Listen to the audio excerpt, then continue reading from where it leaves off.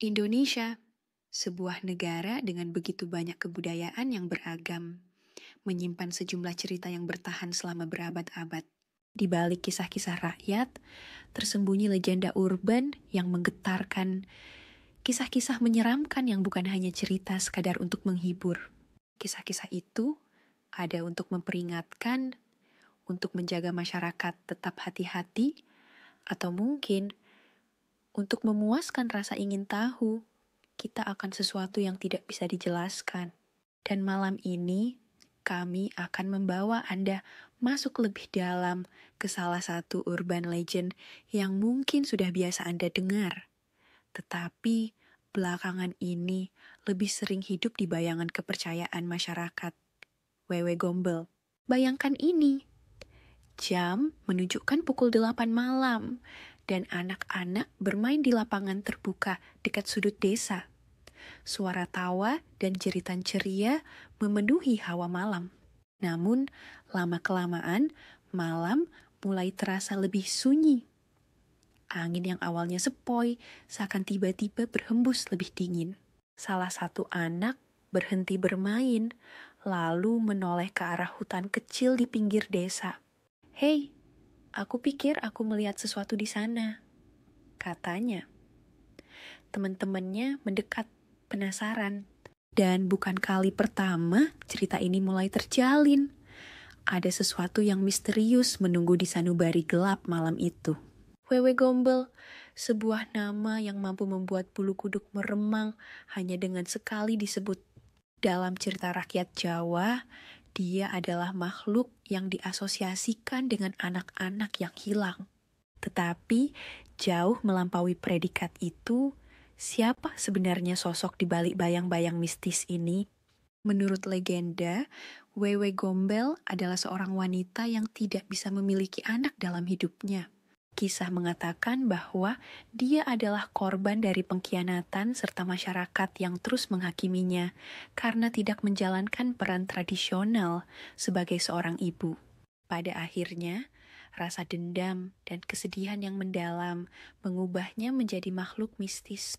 Sosoknya kini digambarkan sebagai perempuan, menakutkan dengan rambut panjang terurai, seringkali mengenakan pakaian compang-camping atau kemben yang lusuh, dengan ekspresi wajah yang selalu mengancam sekaligus senduh.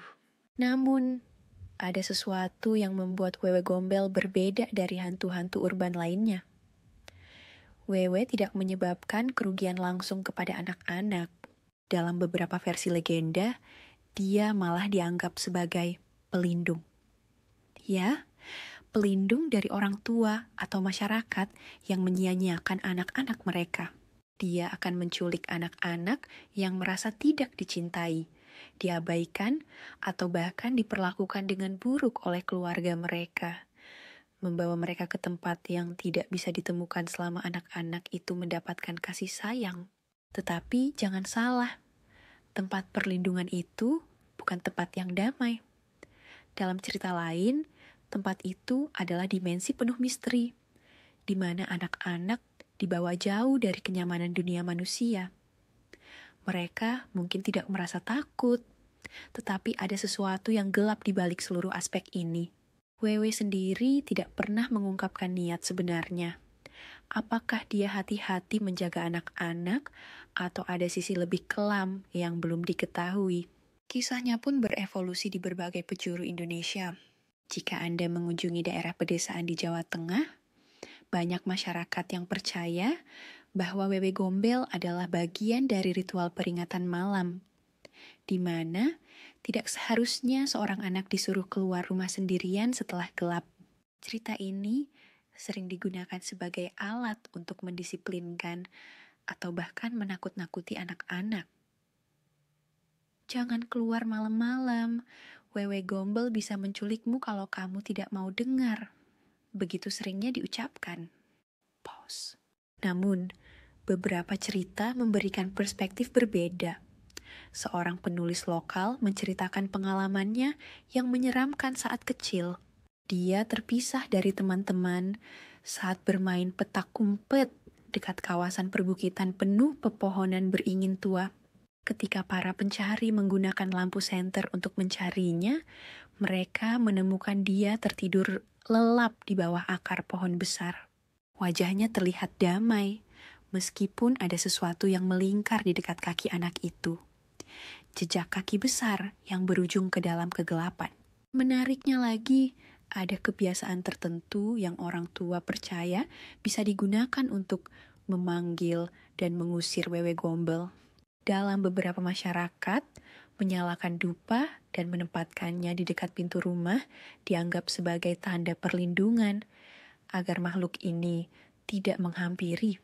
Namun, jika wewe sudah terlanjur menculik seseorang, ada ritual yang dipercaya cukup ampuh, memukul peralatan dapur seperti panci atau wajan ke arah luar rumah sambil meminta anak untuk dikembalikan. Suara keras itu konon akan mengganggu wewe gombel dan membuatnya pergi. Pause. Tetapi pertanyaan tetap melayang. Apakah wewe gombel benar-benar ada atau hanya produk dari kreativitas masyarakat untuk menjaga keseimbangan antara ketakutan dan disiplin? Beberapa saksi mata menawarkan catatan yang membingungkan. Seseorang pernah mengklaim melihat sosok bayangan besar berdiri di pinggir jendela rumah. Sosok itu lebih besar daripada manusia biasa, dengan mata bersinar seperti bara api. Ketika dia berusaha mendekat, bayangan itu menghilang dalam sekejap, meninggalkan angin dingin pada malam yang sebelumnya hangat. Selain itu, ada juga kisah seorang pria muda yang pada suatu malam merawat saudara kecilnya karena orang tua mereka bekerja hingga larut malam.